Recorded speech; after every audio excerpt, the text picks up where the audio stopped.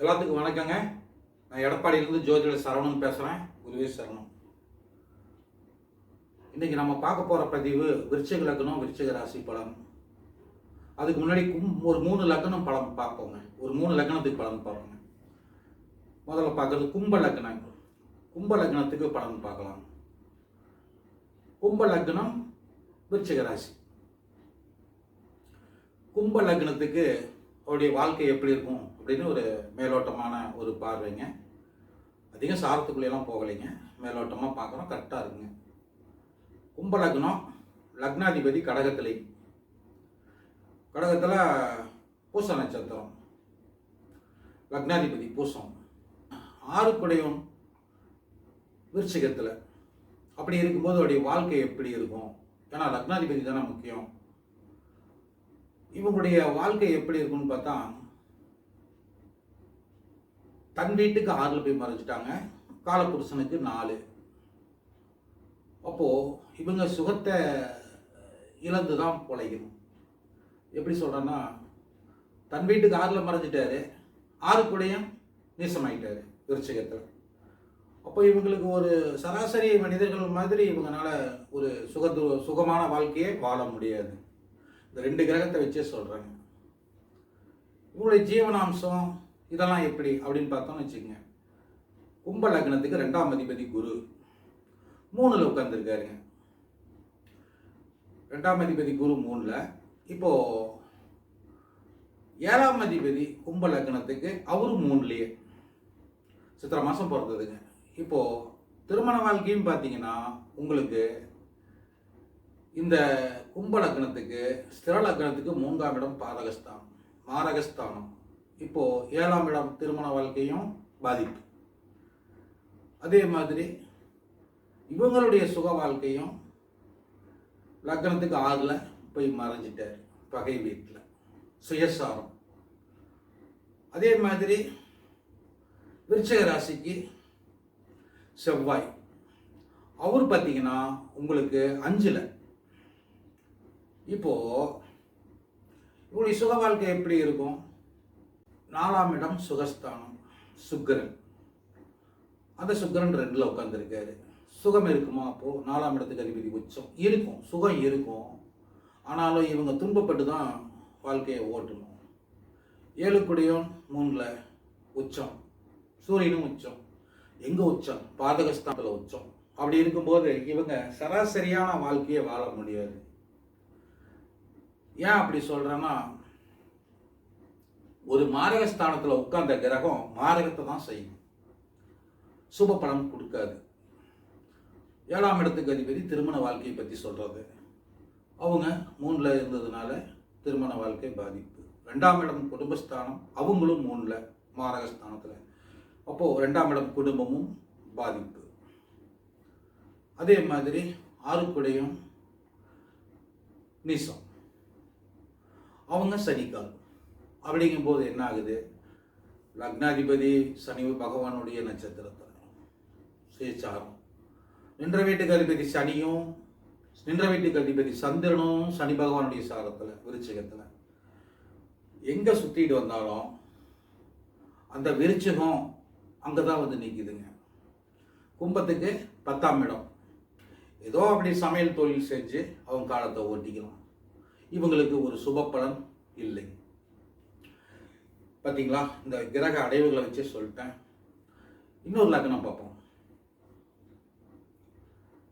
கடக லக்னம். கடக லக்னம், விருச்சிக ராசி.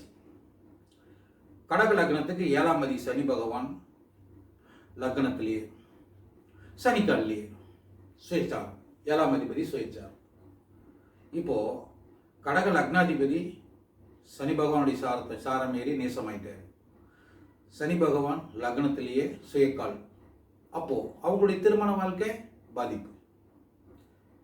ஏன் சொல்றேன்? அந்த வீட்டுக்கு சர வீட்டுக்கு 2, 7 மாரகம் இல்லைங்களா? இப்போ அந்த மாரகாதிபதியே லக்னத்தில் வந்து உட்காந்துட்டார். அப்போ 7ஆம் இடத்துக்கு அதிபதி பார்ட்னர். அப்போ பாருங்க, பார்ட்னராலேயே அவர் துன்பத்தை அனுபவிக்கணுங்கிறது விதி. ஒரு மோட்ச ராசி கடகம். ஆனால் சந்திரன் பாருங்க விருச்சிகத்தில் நீசமாயிட்டார் சனி பகவானுடைய காலிலேயே. அப்போ இவருக்கு திருமண வாழ்க்கை இல்லை. அதே மாதிரி 2ஆம் அதிபதி உச்சம். அப்போ 2ஆம் இடத்துக்கு பாதகஸ்தானத்தில் உட்காண்டார் சூரியன். இப்போ கடக லக்னத்துக்கு நம்ம இந்த இடத்துல 6 தான் குரு எடுக்கணும். ஏன்னா 10ஆம் இடத்துல குரு, 10ல் இருக்க குரு 6ஆம் இடத்தை தான் பார்ப்பார் கடக லக்னத்துக்கு. அப்போ என்ன ஆகுது, அந்த குரு 6ஆம் இடத்து பலனை தான் கொடுப்பாரு. 9ஆம் இடத்துக்கு அதிபதியாக இருக்கலாம் கடக லக்னத்துக்கு, 9ஆம் இடத்துக்கு அதிபதி. ஆனால் அவர் மேச வீட்டில் உட்காந்துருக்கும் போது தனுசை தான் பார்ப்பார். 6ஆம் இடம் தான் விருத்தி அடையும்.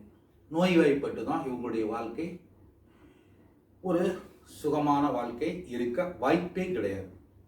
இதெல்லாம் பார்த்தீங்களா, கிரக அடையை வச்சே சொல்லிடுறேன். அடுத்து இன்னொரு லக்னம் பார்க்கலாம்.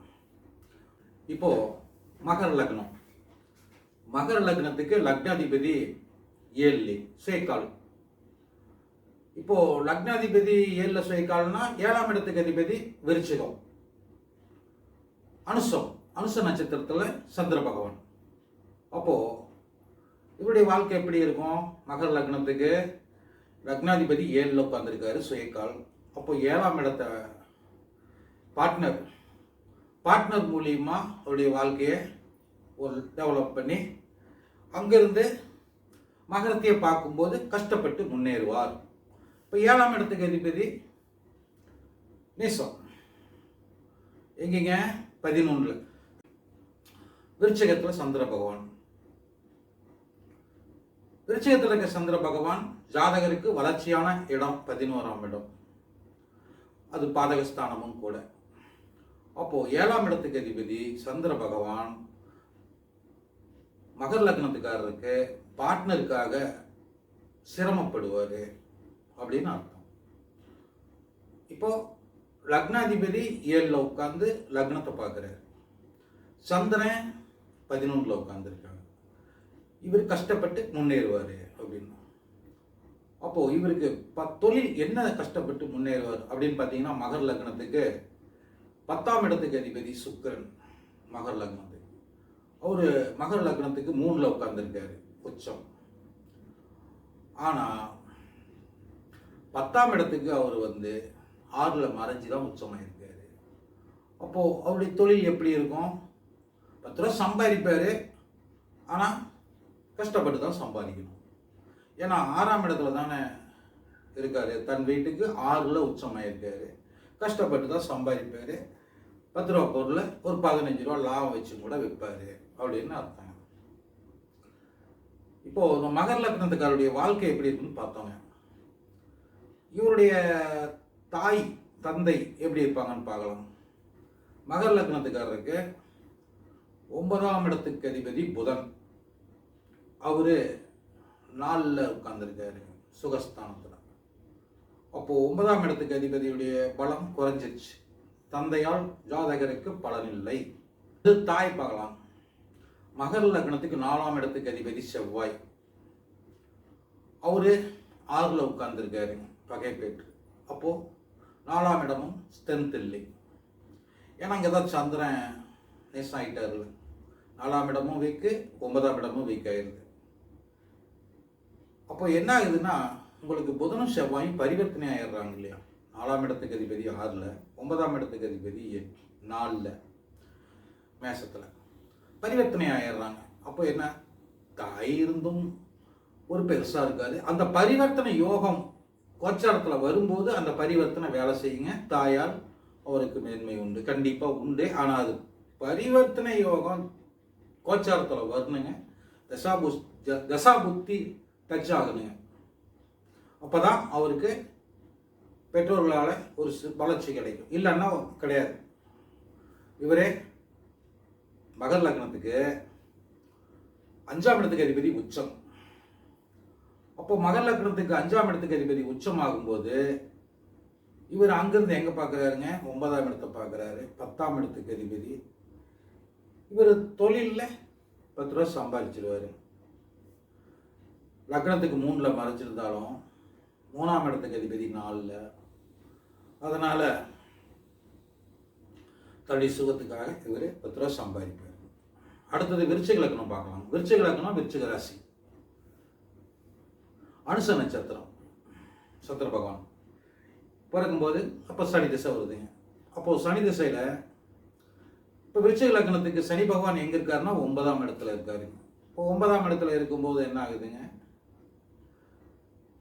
அவரும் சுயக்கால். இப்போது 9ஆம் இடத்துக்கு அதிபதியும் சனி பகவானுடைய காலில் நீசமாயிட்டாரு. சனி பகவானும் சுயக்காலில் 9ஆம் இடத்துல உட்காந்துட்டாரு. 9ஆம் இடம் அடி வாங்கிடுச்சுங்களா? அப்போது விருச்சிக லக்னம் விருச்சிக ராசிக்காருக்கு 9ஆம் இடத்தின் பாக்கியம் இல்லை. சரி, விருச்சிக லக்னத்துக்கு 4ஆம் இடம் தாய் பார்க்கலாம். விருச்சிக லக்னத்துக்கு 4ஆம் இடம் கும்பம். அந்த கும்பத்துக்கு தன் வீட்டுக்கு 6ல் மறைஞ்சிட்டான் சுயக்கால். சந்திரன் லக்னத்திலேயே நீசம். அப்போ தாயினால் பலன் இல்லை.